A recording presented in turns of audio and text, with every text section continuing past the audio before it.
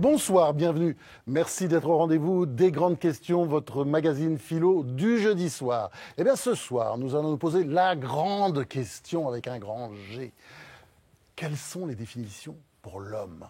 Eh bien, on va se poser cette question avec Yves Coppens, paléontologue de réputation mondiale, voire extraterrestre d'ailleurs, et qui préface un très beau livre, Une belle histoire de l'homme aux éditions Flammarion, qui publie également un livre collectif, Devenir humain, dirigé par Yves Coppens, aux éditions Autrement. Avec lui, le physicien Carlo Rovelli, marseillais, mais prophète en son pays, puisque son livre « 7 brèves leçons de physique » a fait un tabac en Italie. Près de 400 000 exemplaires vendus, des traductions absolument partout. 7 brèves leçons de physique aux éditions Odile Jacob. Et puis, le philosophe Paul Clavier, auteur notamment de La fourmi n'est pas prêteuse aux éditions Salvador. Face à eux, nos trois agrégés de philosophie, Géraldine Mühlmann, Eliette Abécassis, Mazarine Pinjot. Bien entendu, vous pouvez commenter cette émission sur #LGQ, puis on va commencer tout de suite. Tout de suite par la grande question. Alors, c'est quoi l'homme ? On va commencer par Yves Coppens. Merci. Alors, c'est quoi l'homme ? Ah oui. Eh bien, d'abord, c'est un animal qui est né de ce monde animal et qui, à cause, je dis bien, d'un changement climatique, va transformer sa tête.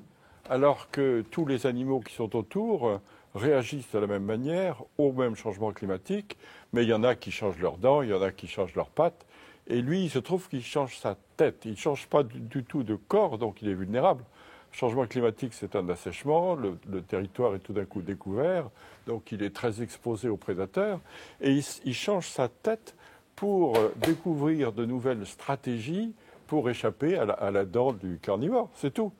Et c'est amusant de savoir que le passage d'un certain seuil dans cette complexité du cerveau et dans ce degré de réflexion va l'entraîner ensuite jusqu'aux émissions de Franz-Olivier Gisbert. Alors, il se met debout aussi. Tout ça pour ça, franchement. Quelle déception. Il se met debout, ça change beaucoup les choses. Ah, mais il se met, là l'histoire de... Il aurait pu rester à quatre pattes. Oui, l'histoire... Il n'aurait pas eu d'hémorroïdes comme ça, ni d'arthrose. C'est vrai. Mais celui que je viens de vous citer, c'est l'homme, c'est-à-dire 3 millions d'années. Or, il s'est mis debout il y a 10 millions d'années. Et il s'est mis debout parce que c'est un des descendants des ancêtres communs que nous partageons avec les chimpanzés. Et il s'est mis debout probablement parce qu'au lieu d'être dans un milieu forestier, toujours la même chose, le début du changement climatique, il s'est trouvé dans un milieu où il y avait un petit peu d'arbres et un petit peu de territoire découvert. Un petit peu d'arbres, il continue à grimper et à manger des fruits. Et puis territoire découvert, il commençait à manger des racines.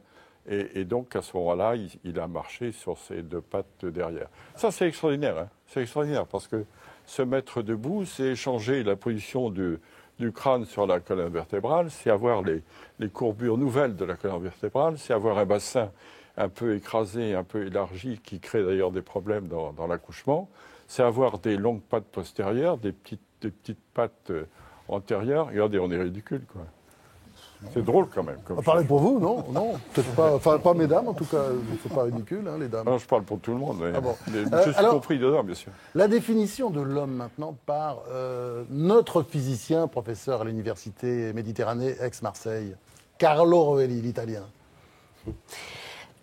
Moi, je pense que l'histoire de l'humanité, c'est un peu l'histoire d'un fils unique qui, quand il est né, il pense être le centre du monde, la chose la plus importante du monde. Tout le monde le regarde. Il y a lui et après des choses peu importantes qu'est le reste. Moi. Alors il se demande d'où je viens. Après, quand il va grandir, il se rend compte que finalement, il est l'un de beaucoup de gens comme les autres. Et il apprend à se comprendre en regardant les autres, qui finalement sont les mêmes. Donc lui, il est spécial, mais il est spécial pour sa mère, peut-être pour sa copine, pas pour tous les autres. Et l'humanité, je pensais, a fait le même parcours. L'humanité a commencé en pensant que c'était au centre du monde, d'abord, avec Copernic, il a appris que c'est pas le centre du monde, en pensant que c'est un animal complètement différent de tous les autres, finalement pas lié aux autres, et finalement ils comprennent que c'est un animal comme les autres. Et de plus en plus, l'humanité se rend compte que le fait d'être spécial, c'est spécial parce que c'est nous-mêmes. La nature est très complexe, très compliquée, produit toutes sortes de choses incroyables, merveilleuses, et l'une de ces merveilleuses choses que la nature produit, c'est nous, finalement, et nos conversations. Je voudrais rebondir sur une remarque que fait Yves Coppens. C'est cette idée de la libération des membres antérieurs et le regard. Alors, il a décrit, c'est une hypothèse passionnante, les conditions dans lesquelles la raréfaction de la végétation se produisant sous certaines conditions.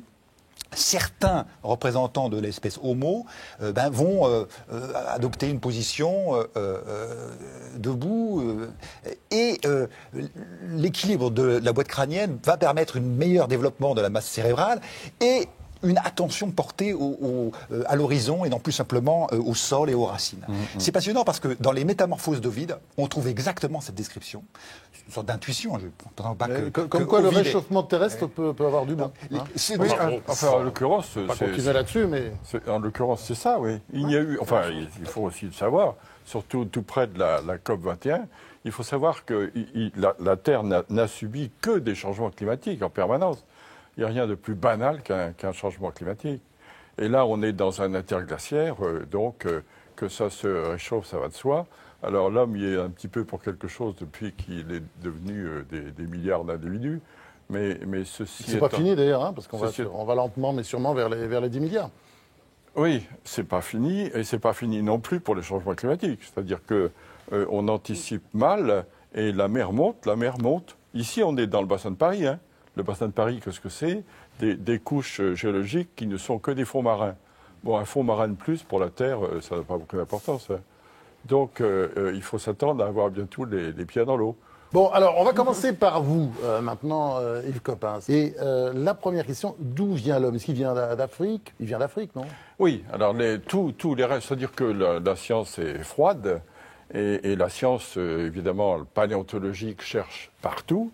Or, quand on cherche à 7-8 millions d'années, c'est en Afrique qu'on trouve, en Afrique tropicale. Quand on cherche à 6 millions d'années, c'est en Afrique tropicale. Quand on cherche à 5 millions d'années, ce n'est qu'en Afrique tropicale. Quand on cherche à 4 millions d'années, etc. 3 millions d'années, c'est pareil. 2 millions d'années, ça commence à se répandre ailleurs en Eurasie et puis beaucoup plus tard en Amérique et en Océanie. Donc nous sommes tous africains au départ. Voilà. Donc la conclusion toute simple, c'est tout a l'air de se passer comme si nous étions nés tous d'une même origine en Afrique tropicale. Donc il y a une seule race humaine, c'est ça ? Il y a une seule... Attention, hein, j'ai entendu parler d'espèces, il ne faut pas dire n'importe quoi. Là, en zoologie, il y a des règles.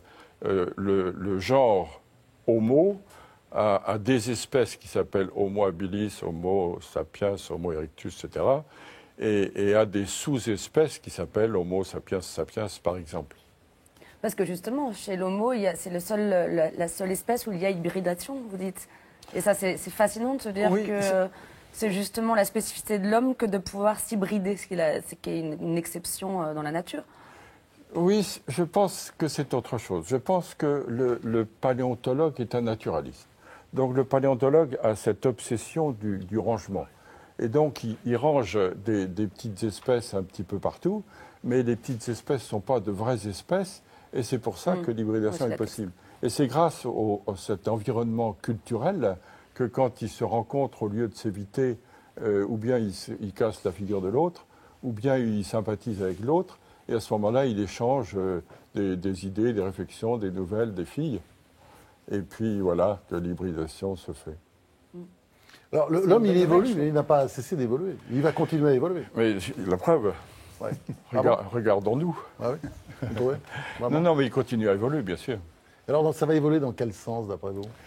Alors d'après moi, il n'y a pas que d'après moi, hein, mais il est évident qu'il continue à évoluer, même à bas bruit, et pas tout à fait aussi vite qu'auparavant, à cause ou grâce à cet environnement culturel. Enfin, en tout cas, on grandit de plus en plus, ça c'est clair. Hein. Les hommes sont de plus en plus grands. On voit bien, toute personne ici qui a des enfants, on voit qu'ils sont beaucoup plus grands que... C'est vrai, oui. Chaque génération, ça monte, ça va arriver quand ça va on va prendre on aura la taille de dinosaures, et là, ce sera peut-être la fin pour nous, dans quoi dans 1000 ans Oui, dans 2000 ans ça non, va vite. non, mettez ça en millions quand même, il ne faut pas exagérer. Millions d'années. 2000, c'est rien du tout, oui.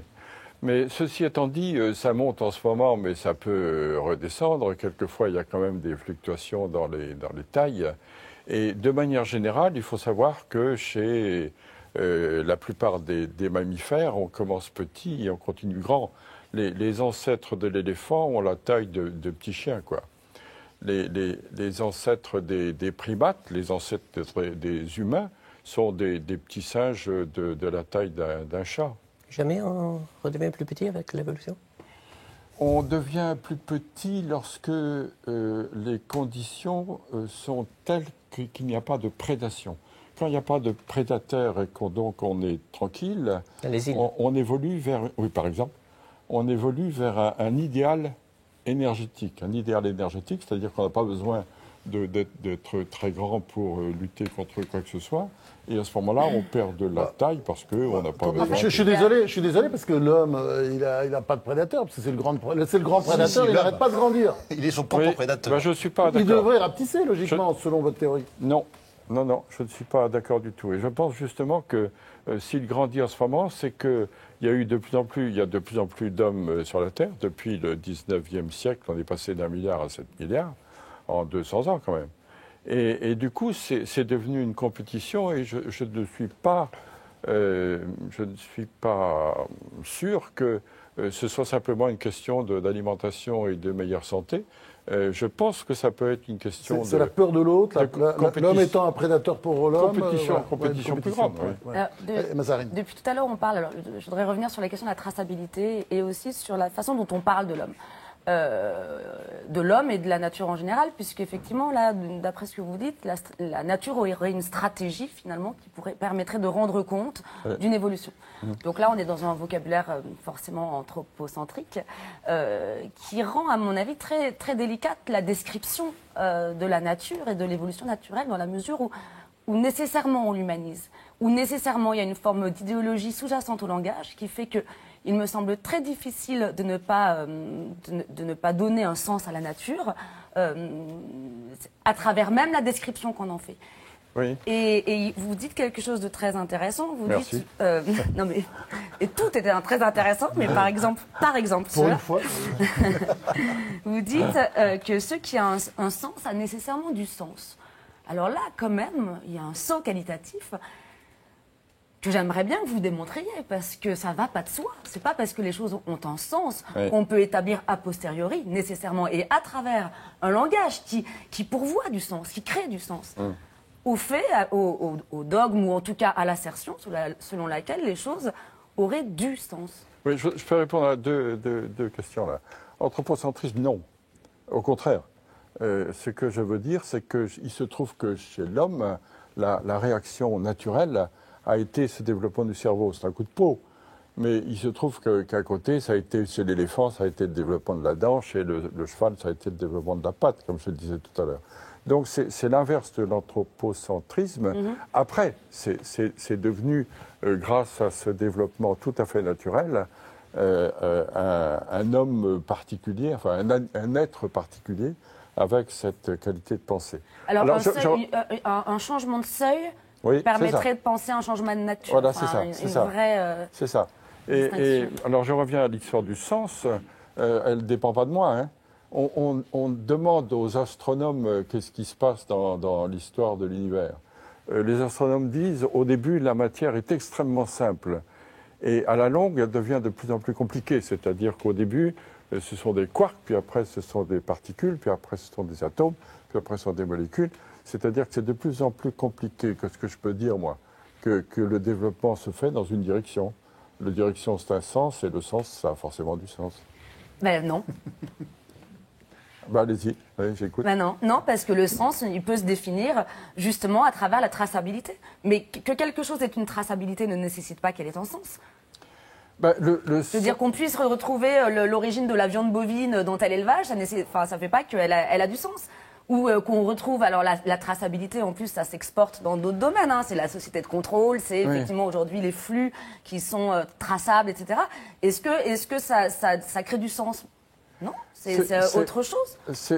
Quand je dis ça, je dis que par exemple, après les molécules, on arrive à des cellules, et puis les cellules sont des êtres d'abord unicellulaires, et puis ensuite pluricellulaires. Ça va quand même vers une complexité croissante et vers une organisation chaque fois meilleure. L'homme n'a que 3 millions d'années. Hein. Les quarks en ont 14 milliards. Vous pensez que le monde a un sens? Tout à fait, oui. Eliata Bekassis? Est-ce que ce sens va forcément vers une amélioration de l'espèce humaine? Parce que vous dites les Néandertaliens ont existé pendant 350 000 ans, l'Homo sapiens depuis 200 000 ans. Dans 150 000 ans, qu'en sera-t-il? Vous envisagez assez tranquillement l'évolution de l'homme vers le transhumanisme, c'est-à-dire cet homme augmenté, puisqu'en fait, vous dites que nous sommes déjà des hommes augmentés, puisque nous avons subi nous-mêmes ces mutations par l'invention de l'outil qui fait que nous avons nous-mêmes amélioré notre cerveau. Mais là, nous sommes en train de passer vers encore une autre phase de l'homme qui va peut-être faire disparaître l'Homo sapiens. Et pour vous, ce n'est pas une catastrophe, c'est-à-dire que l'homme génétiquement modifié, l'homme selon les technologies NBIC, c'est-à-dire l'homme biologique, biotechnique, parfait, peut-être immortel. Pour vous, ce serait une amélioration possible de l'espèce humaine? Alors, je vous aurais tout de suite immortel, non. Mais par contre, mon constat est un constat a posteriori. C'est un constat sur 14 milliards d'années quand même. Et c'est un constat que je ne peux pas faire autrement. Je vois que la matière au début était très simple et qu'aujourd'hui elle est plus compliquée. Je vois que l'homme est apparu très tard et que il se trouve que sa tête, c'est juste là, c'est juste au-dessus. Autrement, le reste, c'est pour supporter ça. L'Homo sapiens est un homme d'une espèce complètement différente. Est-ce qu'on ne pourrait pas envisager que l'Homo sapiens court à sa propre perte, justement par la performance de son cerveau? Oui, alors que les espèces précédentes ne le faisaient pas, ont bien évolué. Mais l'Homo sapiens pourrait se détruire lui-même. Voilà, moi je ne peux pas vous dire le contraire, parce que je ne sais pas du tout ce qui se passera dans le futur. Mais je suis d'abord optimiste de nature, mais ça n'a aucun intérêt.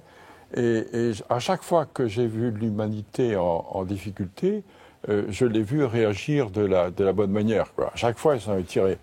Gerline Mühlmann. Oui, tout à l'heure, vous avez expliqué que dans l'espèce Homo, il y a donc des sous-espèces, dont l'Homo sapiens sapiens, que nous sommes. D'abord l'Homo sapiens, puis l'Homo sapiens sapiens. Aujourd'hui, si j'ai bien compris, il n'y a plus que nous. Les autres homos ont disparu. Et puis on a bouffé le Néandertal, on l'a mangé. Hein, alors bon, question polémique, mais ça fait du bien de vous avoir. Est-ce que dans l'Homo sapiens sapiens, il y a des différences telles qu'on puisse parler de différentes races? Non, il n'y a pas de différence. Autrement, ça ne serait pas tous, nous ne serions pas tous des Homo sapiens sapiens. Ça c'est dû au fait. Moi, quand je suis rentré au Musée de l'Homme, c'était en 69, on m'a donné un petit bouquin qui était un petit bouquin d'un des anciens directeurs du Musée de l'Homme, qui s'appelait Henri Victor Valois, qui était un grand anatomiste. Et ce petit bouquin s'appelait Les races humaines. C'est-à-dire qu'il n'y a pas très longtemps qu'on s'est aperçu, en étudiant, grâce aux technologies, en étudiant la cellule, et puis à l'intérieur de la cellule, le noyau, puis à l'intérieur du noyau, l'ADN, que finalement, on ne savait pas où mettre des limites, et que les limites étaient tellement floues qu'il valait mieux effacer ce terme de race. Donc depuis, il n'y a plus de race, il y a des populations, et on est un peu embarrassé d'ailleurs pour trouver une terminologie, parce qu'on voit bien que les gens sont très différents. Il y a une grande différence entre les gens qui fait toute la richesse du patrimoine humain. Est-ce que c'est le défaut de terminologie, peut-être pour définir ces différences de pigmentation, de posture, de taille, etc., qui fait qu'aujourd'hui, on revient dans des débats de profanes avec ce mot de race? Un peu. Ce que je peux vous... Oui, race, de toute façon, le terme est vraiment à bannir, parce qu'il est faux dès le départ, quoi. Je peux vous citer Jean Bernard, que j'ai bien connu, qui était un grand médecin, et qui disait de manière peut-être un peu caricaturale, si je suis sur un trottoir et que je m'écroule tout d'un coup, j'ai besoin d'une transfusion sanguine, peut-être que le Congolais qui est sur le trottoir d'en face aura un sang plus compatible avec le mien que celui de mon village qui sera sur le même trottoir, et la transfusion se fera ainsi. Donc ça veut bien dire qu'on est tous vraiment Homo sapiens sapiens. D'ailleurs, j'ai regardé en rentrant dans le studio, il n'y a pas de problème. Il n'y a pas de néandertal. Ah ben non, on l'a bouffé, j'ai dit. C'est fini, on les a tous bouffés. Ils sont rassurés, là, ils sont disparus de la circulation. Bon, alors maintenant, on va continuer cette émission en passant à vous, Carlo Rovelli. Vous, c'est un phénomène d'édition, hein. 7 brèves leçons de physique, succès mondial, incroyable. Et je comprends très bien parce que c'est le monde expliqué en 90 pages. Hein, c'est ça, hein, c'est le monde expliqué. Bon, c'est passionnant. Tout le monde le lit ou va le lire. Et alors, l'un des thèmes, enfin, je dirais, vous avez presque une vision pascalienne de l'homme, puisque vous nous décrivez comme, alors c'est pire que tout, c'est même pas rien, c'est un gribouillis, hein, c'est ça. Là, nous sommes tous réunis entre gribouillis, c'est ça. Merci pour ce que vous dites de livre.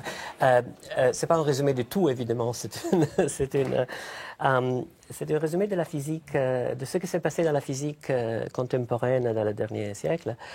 Et c'est passé plein de choses. Et avec l'accent sur ce que nous ne savons pas, sur le mystère, sur les nouveautés, sur le fait que la science nous amène à changer nos points de vue sur la nature. Le monde vu au XXe siècle, au XXIe siècle, ce n'est pas le même que le monde vu au XIXe siècle ou au XVIIe ou l'Antiquité. Nous sommes petits dans un univers immense. Nous sommes sur une petite planète autour d'un soleil qui c'est une des 100 milliards d'étoiles. 100 milliards, c'est un nombre incroyable qui forme la galaxie. Alors, tout ce qu'on a découvert et toutes ces exoplanètes où il y a peut-être de la vie. Voilà, justement. Une étoile sur 100 milliards qui forment la galaxie, et la galaxie elle-même, c'est une sur 100 milliards de galaxies. Donc c'est énormément incroyable. Et récemment, comme vous venez de dire, dans les dernières, je dirais, 4 ou 5 ans, on s'est finalement convaincu que pratiquement toutes les étoiles, ou plus que moitié des étoiles, ont des planètes autour. Donc dans l'univers, il y a probablement quelque chose comme 100 milliards de fois 100 milliards de planètes, probablement similaires à la Terre. Alors pensez que dans cette immensité, nous sommes spéciaux, à moi ça me fait sourire. Peut-être quelqu'un va le penser, mais à moi ça me fait sourire. Je respecte ceux qui pensent différemment. Et ça change la vision de ce qu'est l'homme. L'homme, c'est ça la nature. L'autre chose qu'on a compris, que la nature, c'est pas celle de la place. C'est pas des petits cailloux avec des forces. C'est beaucoup plus compliqué. L'espace se courbe. Il y a des particules qui vont disparaître, réapparaître. Il y a la probabilité. Il y a des champs quantiques. C'est très, très compliqué. Et puis la théorie d'Einstein, ça rend fou, on ne comprend plus rien. Oui. Voilà. Si vous voulez l'apprendre, 5 pages dans mon livre, c'est tout des... Oui, c'est formidable pour ça. Oui. Je cherche. On comprend tout sur tout en quelques pages. Voilà. Il y a des questions. Ce n'est pas un livre de divulgation pour ceux qui veulent savoir plus. C'est un livre pour ceux qui veulent seulement prendre ce que me semble être le centre. Non, comme on dit. Qu'est-ce qu'on a compris avec Copernic? Que c'est la Terre qui est autour du Soleil. Derrière, évidemment, il y a toute une grande complexité. Mais moi, je pense que la science, c'est ça. La science, ce n'est pas les mesures, les équations. C'est l'effort de l'humanité de comprendre qu'est-ce que le monde. Et plus elle comprend, plus elle change d'idée. Évidemment, ce n'est pas la science qui nous donne toutes les réponses, finalement, elle nous donne très peu de réponses. Reste plein de questions ouvertes auxquelles nous ne savons pas répondre. Nous ne comprenons pas notre cerveau, par exemple. On aimerait bien le comprendre mieux. Nous ne savons pas. Vous dites avec insistance 14 milliards d'années. Pourquoi? Parce qu'on ne sait pas 15 milliards d'années s'il y avait quelque chose. On ne sait même pas si la question est bien posée. Est-ce qu'il y avait quelque chose? Peut-être oui, peut-être non. Quelqu'un dise oui, quelqu'un dise non. Alors, dans cette immensité très complexe, si j'arrive à la réponse finalement, qu'est-ce que c'est l'homme? C'est l'une des incroyables, innombrables merveilles que la nature a produit. C'est une merveille merveilleuse, évidemment. Regardez-nous comme nous sommes beaux. Mais c'est l'une de beaucoup de choses, avec sa complexité. Non, les hommes aussi. Mais avec Vous n'êtes pas mal, ça va. Merci. Voilà. Donc moi je pense dans ce sens, c'est dans le grand arabesque de la nature, nous sommes un des petits trucs, un petit dessin quelque part. Ah, mais c'est effrayant quand même. Ça Cette n'empêche vision, pas. Yves Coppens, là, vous réagissez positivement à ce que vous venez Oui, d'entendre? oui, tout à fait, tout à fait. Mais ce que je veux dire, c'est que la science est froide, j'y reviens. C'est-à-dire qu'elle constate aujourd'hui certaines choses qu'elle décrit, et puis elle décrit aujourd'hui. La description de demain peut être tout à fait différente.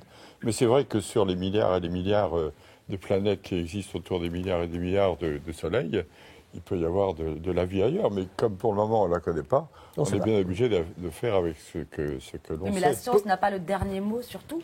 Absolument. Ça n'est qu'un discours. C'est une question, parce que Alors, Carlo Rovelli, Rovelli semblait dresser un tableau selon lequel la quête humaine de savoir scientifique était quand même en mesure d'épuiser le champ des questions sous une forme unitaire. Ça, on verra. Il à me la semble fin. que quand même, il y a des méthodologies différentes.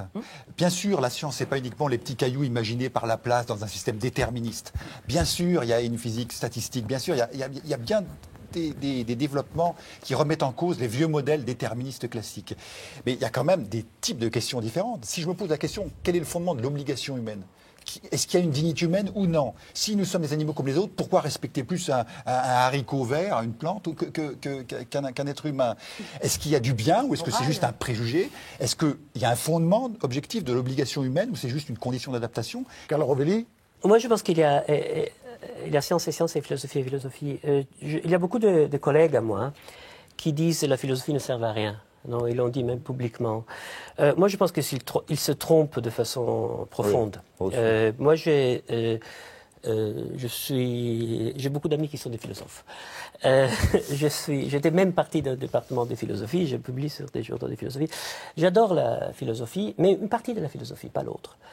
Et la partie de la philosophie que j'adore, c'est celle qui cherche de faire tout ce que typique de la philosophie, l'analyse conceptuelle, par exemple, du point de vue d'un scientifique. Un scientifique n'a pas une profondeur méthodologique sur lui-même. Qu'est-ce que je suis en train de faire? C'est un philosophe qui va me le dire beaucoup mieux. Donc moi, j'écoute les philosophes, je lis les philosophes. S'il y a une question de fondement de la morale, je vais lire un philosophe, évidemment.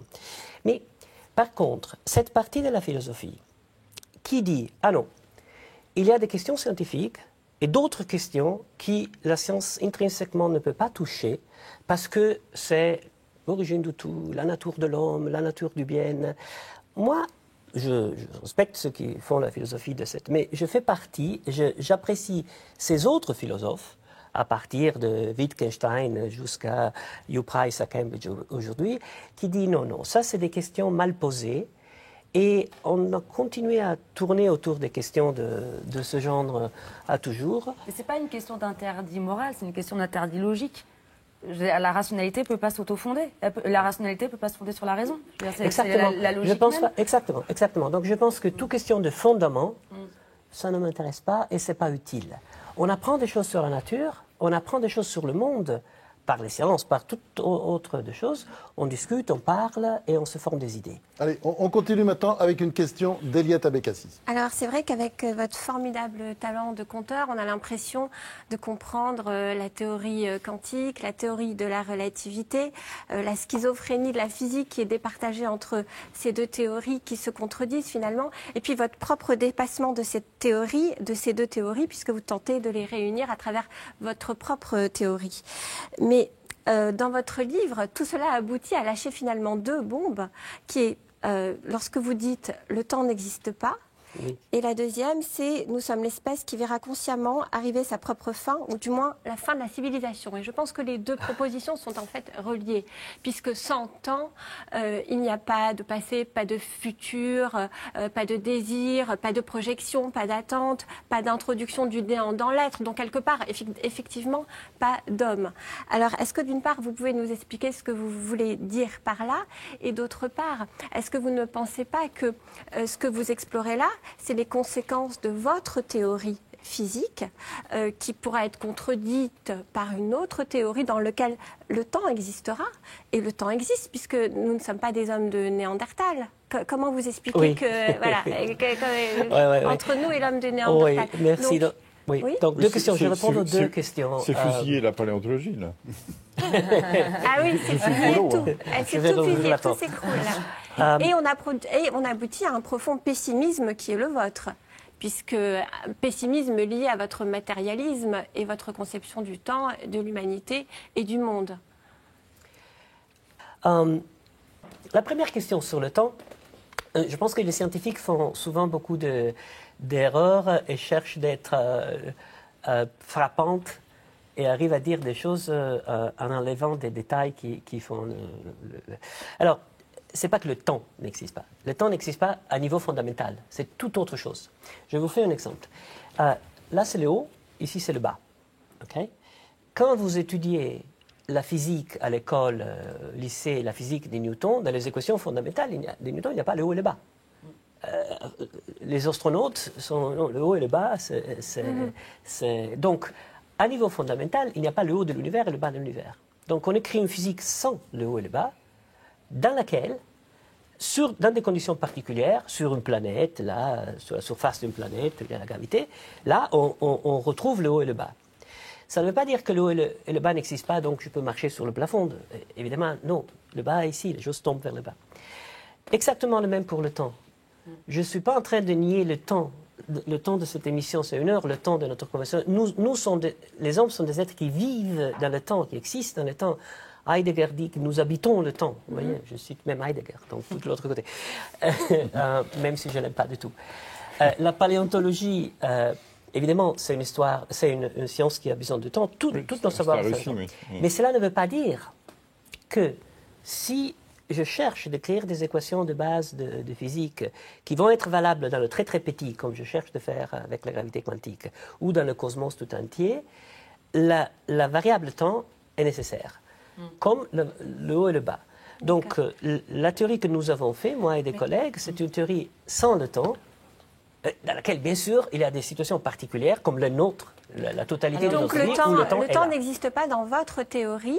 Donc, on en revient à la problématique de la vérité de la théorie physique et de sa capacité à produire un discours sur le monde. Finalement, les théories physiques permettent d'explorer notre propre esprit, c'est-à-dire notre relation au monde, oui, mais ne permettent de dire rien sur le monde. C'est-à-dire, elles ne donnent aucune vérité sur le monde. Elles donnent une vérité en tout cas sur notre relation rapport au monde. Parce que ce que vous dites, en fait, c'est passionnant. Et voilà, je suis en désaccord. Hein, non, mais c'est sur je marque le désaccord. La problématique, c'est le divorce, en fait, entre nos connaissances et notre expérience. C'est un divorce qui a été consacré à peu près au XVIIe siècle, à peu près à l'époque de Galilée, c'est-à-dire où vraiment on a compris que ce qu'on voit, c'est pas ce qu'on sent. Enfin, on voit le soleil petit et on sait qu'il est grand. On l'a compris il y a 26 siècles. Oui, oui. Non, mais je veux dire en termes de perception, à partir du moment où on doit savoir que le divorce, de toute façon, ne peut pas être résolu.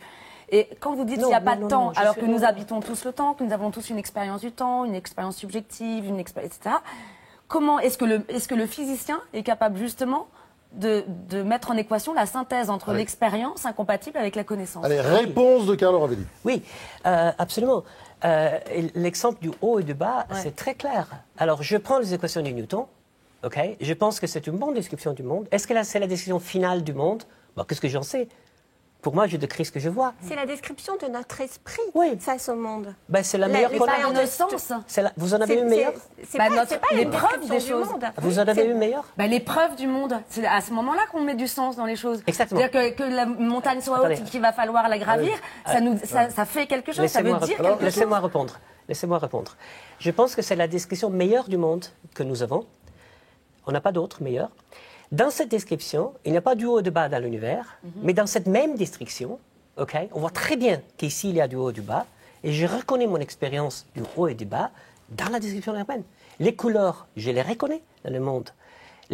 Quand Démocrite disait il y a seulement les atomes et le vide, le reste c'est illusion, le reste c'est opinion, il ne voulait pas dire que le reste n'est pas vrai. Bien sûr que c'est vrai.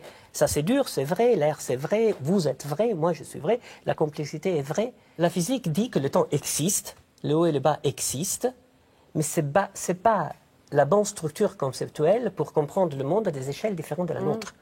mais qui s'éloigne tellement de tout ce qui peut être intuitif. Mais et non, empirique. c'était C'est la ça même qui est surprise impressionnant. quand on a compris que la Terre tourne ou que la Terre est ronde. On se disait, mais vous vous rappelez quand vous étiez gamine, Amina? Mais c'est Ah une si, vérité, mais les gens mais sont loin bas. d'agir sur le monde, mais pas, qui ne nous permet pas ni de décrire le monde, ni de le comprendre. Mais si, Elle nous permet la d'envoyer physique des nous fusées, dit que cette mais pas chose de tombe comprendre. vers le bas exactement comme mon expérience dit. Ah, je ne pense pas que je vais réussir à vous mettre d'accord entre physiciens et philosophes, ça pourrait durer des heures. Géraldine Mühlmann. Peut-être pour être concret et qu'on comprenne bien ce que vous voulez dire sur le temps. Vous dites que deux jumeaux, s'il y en a un qui vit à la mer et l'autre au sommet d'une montagne, au bout de quelques années, ils se retrouvent, on pourra constater que le jumeau qui a vécu à la montagne a vieilli davantage, parce que le temps passe plus vite en altitude. C'est très compliqué, je trouve, à penser. Mais ma question est la suivante. S'il y a plus de temps qui s'écoule, au fond, en altitude qu'à la mer, alors qu'on a une convention qui est l'heure, qui est la même à la mer et à la montagne, mais en fait, à la montagne, il y a plus de temps qui s'est écoulé. Le corps le sent, puisqu'il vieillit. Est-ce que l'esprit le sent? Est-ce qu'on le sent qu'en fait, dans une heure, on a un peu plus vécu à la montagne qu'à la mer? Et la réponse est simple, et ça c'est une des choses. Donc la science, il y a plein de choses qu'elle ne sait pas, mais ça c'est une des choses qu'elle sait, clairement. Vous pouvez me prêter votre montre? Juste une minute. Non, c'est pas ta belle montre de d'habitude. Alors, je vous le rends, même si je suis italienne. Moi, je ne voulais pas demander. Si je prends des montres qui indiquent la même heure, oui, il indique la même heure, ok. Je mets un plus un haut, un plus un bas. J'attends 10 minutes et il indique encore la même heure. Alors, ça se passe parce que ces montres ne sont pas très bonnes. Désolé pour le... Ils ne sont pas très précis. Aujourd'hui, C'est la vôtre qui n'est pas bonne. la mienne n'est pas bonne. C'est ce qu'Einstein disait de l'horlogerie suisse. Au passage. Aujourd'hui, nous avons des horloges très précises, avec lesquelles on peut faire cette même expérience, avec des horloges beaucoup précises. On met ça, pas à la montagne, 1 mètre plus un eau. On attend 10 minutes, on les remet ensemble et on voit que cette horloge, elle est plus en avant que l'autre. L'expérience psychologique du temps, c'est un peu vague, mais c'est exactement la même chose. Dans le film Interstellar, que beaucoup de gens ont vu, il y a le père qui va faire un voyage ou qui passe à côté d'une étoile 7 ans, il revient et il y a seulement quelques heures qui sont passées dès lors. Alors, on a compris que le Et monde... sa fille est devenue vieille. Oui. Et quand Ça, c'est vrai ou pas comme expérience? C'est absolument vrai. C'est quelque chose qu'on sait. Alors, est-ce que c'est surprenant? Oui. C'est impossible. Pourquoi c'est surprenant? Ça, c'est la bonne question. La bonne question est, pourquoi un père et un fils qui ont une différence d'âge devraient toujours se retrouver avec la même différence d'âge? Réponse, parce qu'on a toujours vu les choses comme ça. Tout simplement. Ça, c'est la vraie réponse. Mais dans notre expérience, il y a plein de cas, plein de situations dans lesquelles on a toujours vu quelque chose. Eh bien, tiens, il y a quelque chose de différent. Mais alors, est-ce que notre perception C'est ça, peut la changer? science. Alors, exactement. Est-ce que notre perception... Parce que, justement, Bien sûr. quand Copernic et Galilée démontrent que c'est la Terre qui tourne autour du Soleil, alors là, c'est le drame, on n'a plus de référent, on va être obligé de... Enfin, je veux dire, il y a vraiment une crise existentielle. Aujourd'hui, on sait que c'est la physique quantique. Alors, d'ailleurs, vous parlez très bien qu'il n'y a pas de solution élégante, pour l'instant, pour synthétiser les deux grandes théories. Là, c'est confus. Hein. Ouais, c'est un peu confus, Voilà. etc. Et dans quelle mesure... Nous, on subit un changement de perception. J'ai pas l'impression qu'on ait subi la même tragédie perceptive qu'à l'époque où on s'est rendu compte que ça n'était pas la Terre qui était au centre, de l'univers, parce qu'elle était adossée et indexée à cette vision-là aussi, la vision de Dieu, la vision de l'homme au centre du monde, comme créature de Dieu, etc. etc. Donc effectivement, aujourd'hui, on est... Je me pose une question. Est-ce que vous avez eu l'expérience, que je pense beaucoup de gens ont eu, de regarder un coucher de soleil, et à un certain moment... Pensez, oh mon Dieu, mais le soleil est là, il ne bouge pas, c'est moi qui suis en train de faire comme ça. Est-ce que vous avez eu cette expérience? Il y a beaucoup d'expériences qu'elle n'a pas encore eues, Mazarine Pinjot, j'ai l'impression, parce que... Moi, je me sens reculée. Moi, je l'ai eu en tout cas, Oui. mais enfin, je suis plus âgé. Ah, regarde, c'est la Terre qui tourne, et là, le soleil ne bouge pas, et la Terre qui tourne. Vous ne l'avez jamais eu? Les Beatles se racontent. Vous êtes, c'est pas un choc perceptif très très net. Dans la question de Mazarine, il y a quelque chose de très important, c'est qu'effectivement, le problème de savoir si le temps intervient ou pas, tel ou nouveau fondamental, ou s'il n'y a plus un temps absolu de référence, c'est quelque chose qui n'impacte pas directement nos vies et notre évaluation de situation.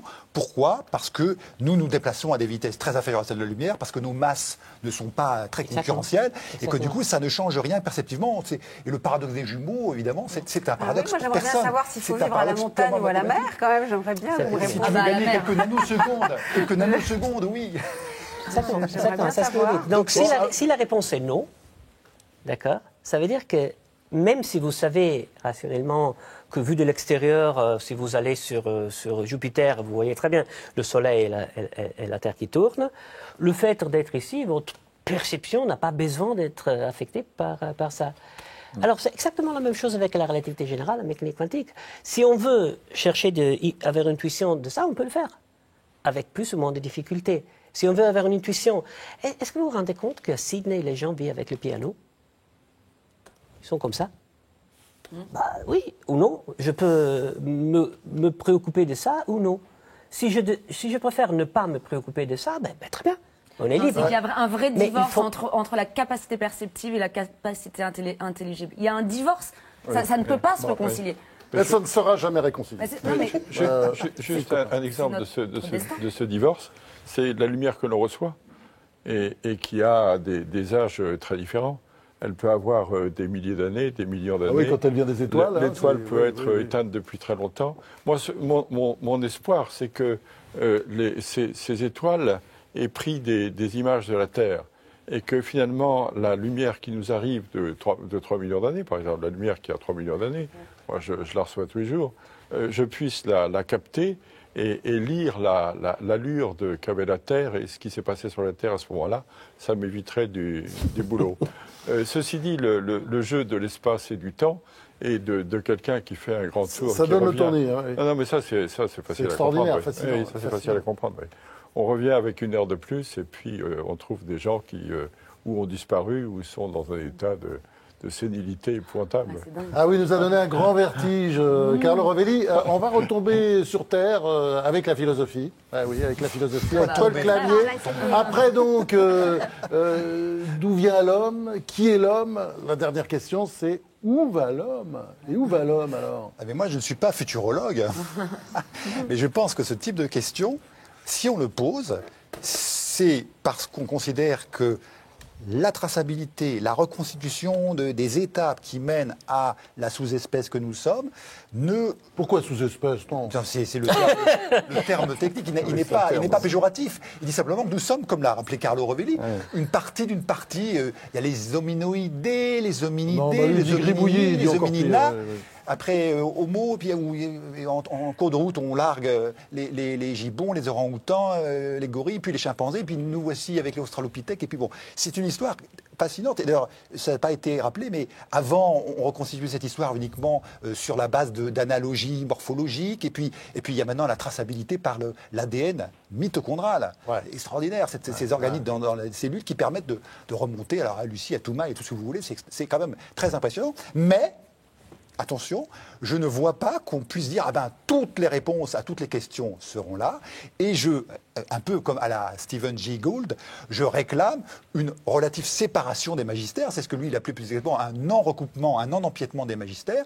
On a le droit, en tant qu'être humain, même si nous ne sommes qu'une sous-espèce perdue, comme disait Pascal, dans le silence éternel des espaces infinis, nous avons le droit de nous demander si nous avons ou non des obligations. Je viens d'écrire un livre qui s'appelle « La fourmi n'est pas prêteuse ». C'est pas d'où vient l'homme, c'est d'où vient la monnaie.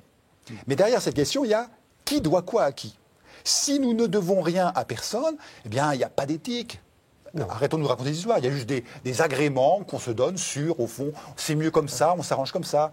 En revanche, d'où peut venir une obligation envers le semblable, hein ? Je pense qu'une identité d'origine ne suffit pas. Si nous ne sommes que des choses, des objets, même très complexes, je n'ai aucune obligation envers une chose, même très complexe. Je peux l'admirer, la trouver belle. Hein. Et du coup, la question du sens qu'on pose toujours un peu généralement, moi, c'est plutôt la question de la valeur et de la source d'une obligation éventuelle.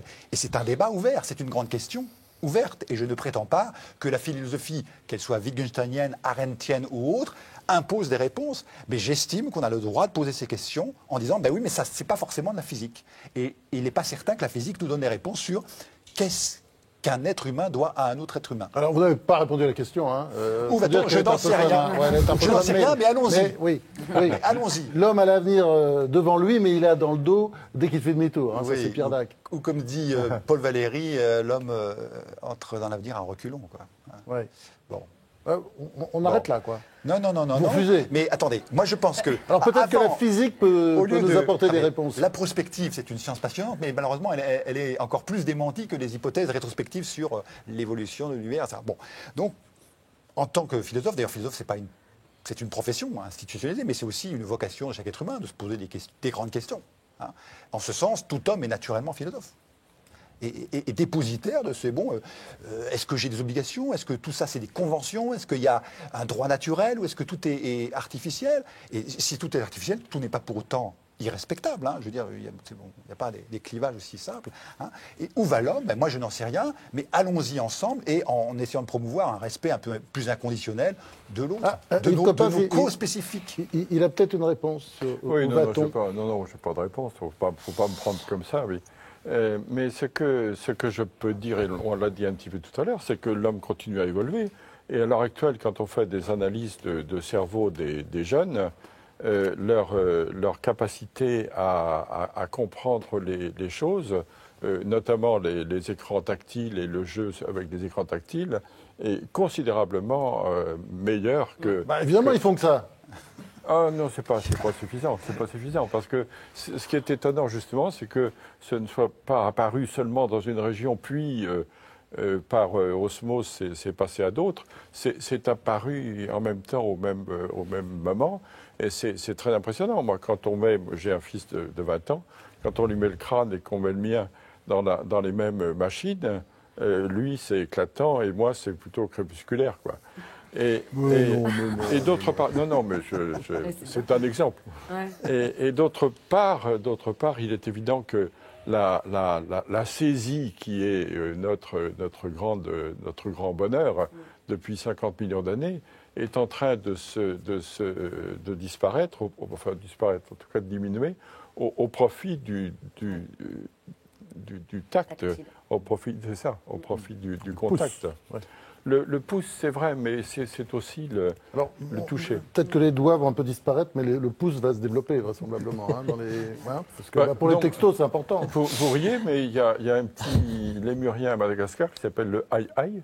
Et le aïe-aïe, c'est pas à force, puisque c'est évidemment de la sélection naturelle, mais en recherchant les insectes derrière les écorces des arbres, sur les doigts qu'il a, il y en a un qui est immense, parce que c'est celui-là qui fonctionne. J'avais dit ça à mon fils, et quand il était petit, je lui disais attention de manipuler ton pouce un peu trop souvent. Alors le matin, il regardait, il disait non, ça va.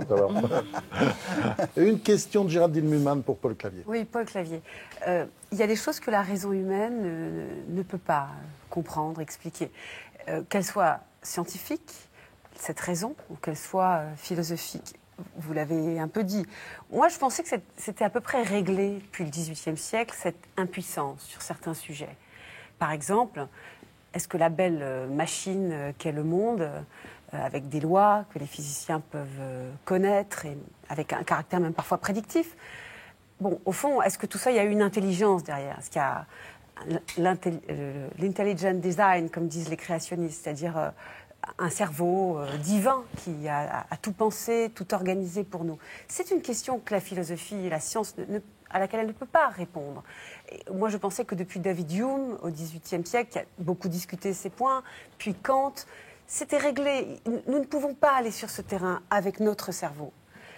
Comment se fait-il qu'aux États-Unis, c'est surtout aux États-Unis, le créationnisme retourne sur ce terrain, comme s'ils n'étaient pas convaincus par tous ces arguments, qui sont des arguments d'impuissance, nous ne pouvons pas le savoir. Et ils y vont, et finalement ils sont très écoutés, ils sont très puissants pour nous dire, enfin ils existent, ils sont quand même capables de faire démissionner des profs darwiniens, enfin ils sont quand même capables de faire des choses. Comment se fait-il que cette question qui n'est pas soluble par la rationalité humaine, elle revienne comme ça au premier plan? Pas seulement aux États-Unis, il ne faut pas oublier en termes d'islam aussi. Mais c'est vrai que là-bas, il y a un débat. Il y a deux choses, ce que vous dites. Il y a la résurgence de l'interrogation métaphysique. Alors, est-ce que nous devons nous prosterner tous les jours matins devant Hume et Kant pour dire ils ont bien montré que? Je veux dire, l'épistémologie Ouais, kantienne, elle est étonnante. L'épistémologie humienne, il n'y a plus de cause. Bon, c'est quand même assez, c'est très, très sceptique, mais au fond, le progrès des sciences, en un sens, contredit la théorie des jugements synthétiques a priori chez Kant et contredit l'impressionnisme humien. Mais il faut distinguer deux choses. La question du créationnisme, qui est un mélange vraiment inqualifiable entre des méthodologies scientifiques et un casting métaphysique. Et je ne vois pas, comme nous n'avons pas de nihilomètre ni de néantoscope, on peut conclure d'un état, d'un système bactériologique ou d'un système physique, on peut conclure à l'intervention de Dieu sur le néant pour faire exister le monde. En revanche, cette erreur des créationnistes ne supprime pas la légitimité de savoir, non pas d'où vient l'homme ou d'où vient le monde, mais d'où vient qu'il y a un monde. C'est la question, pourquoi y a-t-il quelque chose de particulier? Elle a été jugée caduque par Hume et Kant. Marx ne la jugeait pas caduque. Il disait il ne faut pas se poser cette question parce que ce n'est pas une question sociale. Ouais. Mais on a quand même le droit de se poser cette question. C'est une question que tout le monde se pose. Il me semble quelquefois, disait Oscar Wilde, qu'en créant l'homme, Dieu a surestimé ses capacités. Bon, pourquoi pas? Mais si le Dieu dont vous parlez a laissé un peu la bride à l'homme et lui permettre d'assumer de façon responsable ses errements et ses tourments, eh bien pourquoi pas? Mais je voudrais revenir à la question de Géraldine Mühlmann. La question était illégitime, la question, excusez-moi. Moi je crois qu'il n'y a pas d'interdit. On est dans une émission qui s'appelle Les Grandes Questions. J'ai le droit de me demander si le monde existe par lui-même ou non. La question est celle de notre puissance. Alors justement, j'ai une réponse très précise. Je pense que nous ne sommes plus en mesure de donner des réponses déductives, c'est-à-dire des réponses qui ont un degré de probabilité complète. Il n'y a pas de contradiction dans l'affirmation que le monde existe par lui-même et ne doit son existence à rien d'autre. En revanche, on peut comparer cette hypothèse métaphysique, qui n'est pas une hypothèse scientifique, qui est l'hypothèse donc du naturalisme ou d'un certain spinozisme, le monde c'est de la substance qui existe par elle-même et rien d'autre, à l'hypothèse métaphysique du théisme, celui de Voltaire ou de Jefferson, et qui dit quelle raison non scientifique aurais-je d'affirmer que ce monde doit son existence à un être aimant, bon, éventuellement. Et ça, ce sont des raisons éthiques, à mon avis. Eliette Abécassis. Pour revenir sur la question où va l'homme, dans votre livre « La fourmi n'est pas prêteuse », donc vous posez cette question très importante de l'éthique dans l'économie. Et dans cette société d'hypercapitalisme où on a l'impression qu'on ne contrôle plus rien. Alors comment justement revenir à l'éthique et réguler le capitalisme par l'éthique aujourd'hui? Il me semble que ce qui manque aujourd'hui pour que les bonnes volontés puissent suivre un peu, c'est de considérer que l'obligation que j'ai envers mon semblable n'est pas un choix subjectif, mais qu'elle est fondée. Je ne vois pas, moi, de meilleur fondement au devoir des uns envers les autres que le fait que nous devrions notre existence à un créateur. Et je ne confonds pas cette thèse avec une pseudo-thèse scientifique. C'est une interrogation métaphysique. Je répète que ce résultat d'un rationalisme théiste qui a encore vécu au XVIIIe siècle, qui vit encore chez Maxwell. Maxwell dit qu'il ne faut pas confondre la création avec un phénomène scientifique. Je trouve ça très précieux. Et donc séparons ces registres, mais habitons les uns et les autres. Une question. Je partage votre idée qu'il n'y a rien de strictement rationnel qui... Même si je pense que ce n'est pas ça la question c'est ce que nous sommes plus probable. Mais la dernière chose que vous venez de dire, je le trouve effrayante. Donc, tout le monde bouddhiste qui n'a pas de Dieu ne pouvait pas partager l'idée même de l'éthique. Rassurez-vous, tout le monde je pense chinois que beaucoup de bouddhistes et beaucoup de Chinois considèrent qu'il y a quelque chose qu'on appelle le bien. C'est une idée platonicienne, hein, c'est pas uniquement la religion. De Dieu, vous avez parlé de Dieu. Non, oui, un fondement de l'éthique. Tout naturaliste pense qu'il y a bien, celui dont parle Wittgenstein, celui dont parlent les néoplatoniciens, celui dont il est question dans l'hindouisme, celui dans certaines religions de la Chine, il est question. Donc on n'a pas besoin de Dieu pour... Appelez ça l'idée du bien. Dans toutes les oui, mais un humanisme hétéronome. Tout ne se résout pas dans l'immanence. Et moi, le problème du naturalisme, c'est justement, et c'est là où je rejoins Paul Clavier, c'est comment vous rendez compte de la distinction entre le bien et le mal d'un point de vue purement naturaliste. Je ne vois pas comment c'est possible. Par la complexité de l'homme. Il y a un livre très beau par un philosophe de Cambridge qui s'appelle Hugh Price. Le titre, c'est Naturalism without mirror, naturalisme sans miroir. Et la réponse est simple. L'homme est complexe, horriblement complexe. Et l'homme est une partie de la nature. Pour comprendre toutes ces choses, où est le fondement de l'éthique, qu'est-ce que c'est les nombres, qu'est-ce que le droit, il ne faut pas regarder dehors la nature, il faut regarder dedans l'homme. L'homme, la femme, nous, concrètement, la réalité. Nous ne sommes pas des êtres parfaits, rationnels, qui agissent sur la base de... Nous sommes des choses horriblement complexes, de motivation, de valeurs. C'est là qu'il faut chercher la réponse à ces questions, je pense. Il n'y a pas d'interdit. Je ne vois pas pourquoi, a priori, on dit c'est sûr que ce n'est pas en dehors de la nature comme fait que se trouve la réponse. Ouvrons le débat, ouvrons les grandes questions et ne considérons pas que de toute façon, on sait bien que toute transcendance est hors jeu. Yves Coppens. Je suis désolé, Oui. c'est Moi, une mes question interventions, d'ouverture. mes interventions sont très simplistes. On dit en science, Dieu, c'est une question ouverte. Donc on est tranquille. Par ailleurs, en ce qui concerne l'humanité, encore une fois, les créationnistes, moi, je les respecte. Je respecte tout à fait leur croyance dans la mesure où ils ne trichent pas. Parce que quelquefois, ils trichent et là, ça ne va plus du tout. Par ailleurs, l'homme que je connais, encore une fois, moi, je travaille au ras du sol, hein, l'homme que je connais, il est homme dès qu'il est homme. Je veux dire que dès 3 millions d'années, évidemment, son aspect éthique, on ne le voit pas, mais il me semble que tout ça est inhérent à sa tête, à son esprit, à la manière dont est fabriquée sa tête. Mais par contre, l'aspect esthétique apparaît tout de suite. Tout de suite. C'est-à-dire qu'il est comme nous, quoi. Il a un choix de matière première. Il va choisir la matière première la plus colorée, qui nous apparaît aujourd'hui la plus colorée, qui a l'air de lui apparaître aussi la plus colorée et la plus jolie. Jolie, je dis bien, je pèse mon mot. Par ailleurs, il y a un bout de pierre qui nous apparaît comme naturel, hein, une pierre naturelle, pierre figure, dis donc, qui nous apparaît comme un visage. On s'en amuse, on la ramasse. Ben, on voit que le bonhomme, avec son silex, a accentué les traits, parce que lui aussi a vu que ça ressemblait à une tête. Donc pour moi, dès 3 millions d'années, l'homme est homme dès qu'il est homme. Merci, ce sera le mot de la fin. Cette émission est terminée. Une pensée pour deux grandes figures du monde intellectuel qui nous ont quittés ces derniers jours. D'abord, René Girard, auteur notamment de La violence et le sacré, un très grand livre. Et puis André Glucksmann, qui avait écrit notamment un excellent livre, La cuisinière et le mangeur d'hommes. Je rappelle les titres de vos livres. Paul Clavier, La fourmi n'est pas prêteuse. Conversation impertinente sur l'argent, c'est aux éditions Salvador. Et puis un autre livre chez Vrin, Qu'est-ce que le créationnisme ? Carlo Rovelli, alors là c'est le grand succès mondial pour 7 brèves leçons de physique aux éditions Odile Jacob. Et Yves Coppens qui nous a présenté le livre publié par Flammarion pour la réouverture du Musée de l'Homme, Une belle histoire de l'homme, avec en plus Devenir humain aux éditions Autrement. Merci, cette émission est terminée. On se retrouve la semaine prochaine autour de 21h35, 21h40, toujours sur France 5, jeudi soir, pour une nouvelle édition des grandes questions. On va parler du bonheur avec notamment Frédéric Lenoir et Christophe André. À la semaine prochaine.